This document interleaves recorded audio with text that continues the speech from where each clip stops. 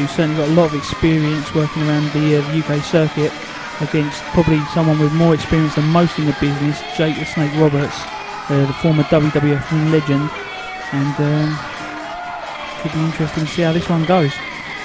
I agree with you. Yeah, Phil Powers has been hard in training for a few weeks now, training just really hard for this match. He's been in the gym, he's been in the wrestling gym as well, just training hard, trying to prepare himself to take on this WWF legend. I mean, how do you see it going, Dan? Who do you think could possibly sneak away with this one? I don't know. Jake Roberts' history here in the UK has been pretty much unblemished. You know, he wins a lot of his matches. He's got a lot of years behind him, a lot of experience, and in the wrestling business that counts for a lot. But Phil Powers, you know, he is one of the UK's top stars here. He's very talented, and I wouldn't like to call it, John. I wouldn't like to call it. I think Phil stands a chance. I think he's got to stay away from the DDT, though, Dan. I think we can agree on that. I definitely agree with you there. DDT, probably one of the most devastating finishing moves in wrestling history. And if Phil can stay away from that, then I think there's a big chance that he can win this match. And now there's the crowd are waiting for Jake to come out through the curtains. You can hear now the crowd just deathly quiet, just waiting. Hushed in anticipation.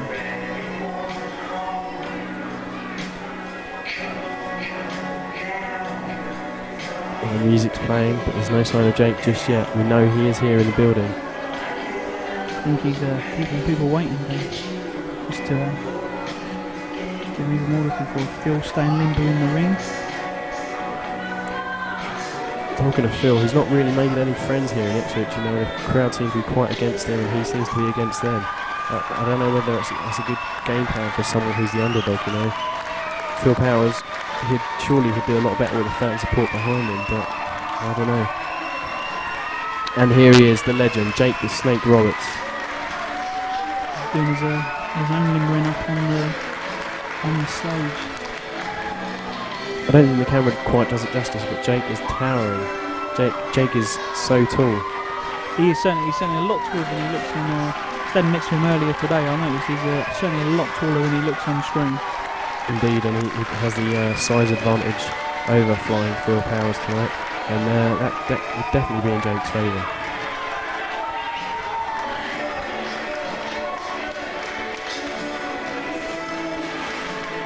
There he goes, just making some more friends in the crowd.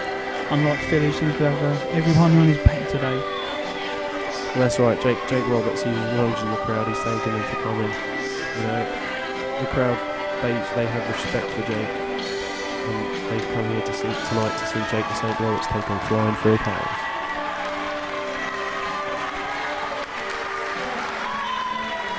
Of course, Phil Powers was in the old UWA, and he was the actually first UWA television champion.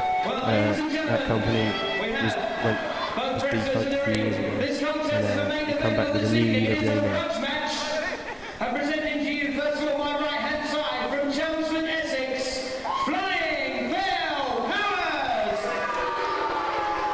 A chorus of boos there for Flying Phil Powers. The crowd really do not like him. On my left-hand side right now, the American ring legend, Jake the Snake Roberts. And a slightly different reaction there for Jake, who's certainly getting a few more cheers than old Phil was. Well, I think that's to be expected when he's done as much as this man has. You know, he's travelled the world for the majority of his life. You know, he's still one of the most recognised faces from the old WWF era. You know, every day he walks down the street, people still recognise him. And the ref signaling for the bell, and in the words of PJ and Duncan, Dan, we're ready to rumble.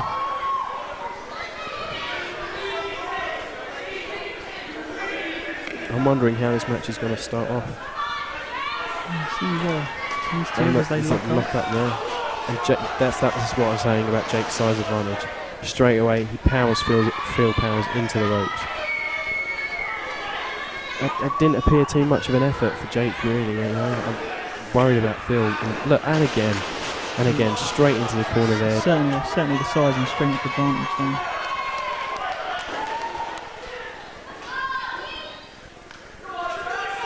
Referee standing clear of the action. I think it's very wise to do that.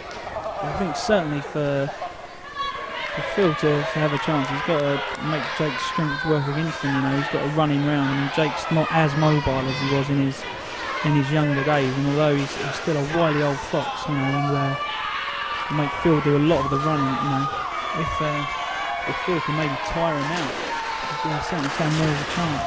But he certainly knows he's not going to do that in this sort of situation where Jake's keeping him in one place, twisting the arm. Oh. Does appear he's working on that left arm of Phil Powers there, twisting it. He lifted him up to the air and then slammed back down to the canvas, you know. Oh, and a boot scrape over the top of Phil's head. And a reversal there, very simple, but very effective. But Jake, Irish whip, and the hip toss there on Phil Powers. He's going for the DDT. No, Phil escapes. Very early there. Jake's looks like he's trying to send this one home early. You know, he went straight for the DDT, but Phil Powers, you know, I didn't doubt Phil's abilities. He got out of the ring straight away. He knew what was coming, and he telegraphed it. Yeah, I think what probably slightly works against Jake is the DDT is such a famous move. People know that he's going to try and hit it at some point, and if you can spot it early enough, you're always going to have that chance to maybe just get out of the way. Sort of standoff between the guys, referee inviting them to get it back on, and just a disdainful stare from Jake and giving Phil a little mocking round of applause. And Jake powers him into the corner again. Is he choked? Oh! Echoed round the building there. And again. And one more for luck. The referee, John Ryan, there backing off from Jake Roberts. And Phil with the boot to Jake's chin, it looked like. Jake. That really seemed to take Jake down. And Phil's, that's not fair. He showed blatant disrespect to WWF legend there, choking him on the ropes. And again, Phil's going for another choke. This time with his foot right under Jake's chin and into his throat. That's just not on. There's just no respect there. Phil Powers does not respect this WWF legend. He's not looking for a clean contest.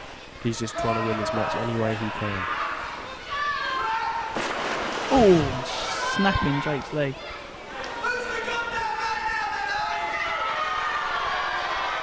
Taunting the crowd there almost. And he's in a position to do so, you know. Jake's on the canvas. He looks like he's badly hurt. Phil Powers taking advantage of that and winding the crowd up. Phil trying to lock in a hold, but Jake's not giving it up easily. He's got ring smart, so he knows if he gives him the arm, and Phil's going to try and do something with it.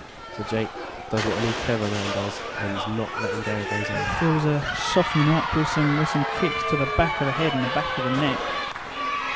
Has he softened him up enough, I wonder? I don't know. Still thinks he needs some more. Jake's been down for quite a long while now, and I'm wondering whether he's been tired out already. Phil Powers, obviously the younger man, I imagine he's got a lot more stamina. I'm just wondering how badly Jake's hurt, Dan. If you notice, he seems to be favouring his hip slightly. I don't know if you noticed. I wonder if he did some damage when Phil snapped his leg there. That's possible. Jake has a recent history of hip trouble, and maybe Phil Powers has aggravated that injury. At the minute, he's just keeping him down. Jake tried to maybe get Phil to release by giving him a tug on the old lugs, but Phil managing to just snap down a bit harder and forcing Jake to let go. Phil's got that rear chin lock on. And he's not budging, you know. He's happy where he is. Two. That's two. This could be all over, you know. So early. Three. No. The referee obviously using his discretion there.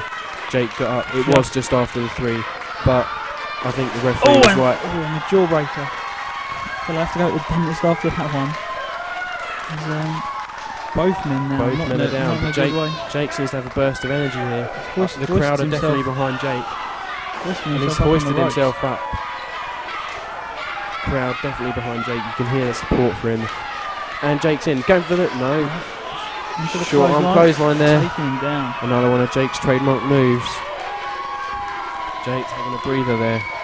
just trying to recuperate I from think that. Phil felt that one. Definitely, I'd have to agree with you. I mean, Jake's just trying to recuperate there from that extended rear chin lock. And now he's getting the crowd to call for the DDT. And the Ipswich faithful obliging, Giving it up. almost for raising big the man. roof here. I think he's going to snap it on. I think Phil's in no way to... There it is, the The DDT. DDT. The DDT. Phil just didn't have enough left there just to get away. That's Paul Terrell. whoa. Whoa! I don't know what happened just there. I think the referee was counting the pin, so I don't think he actually saw, but it looked to me as if Paul Terrell just struck out at Jake with something as he was making the cover.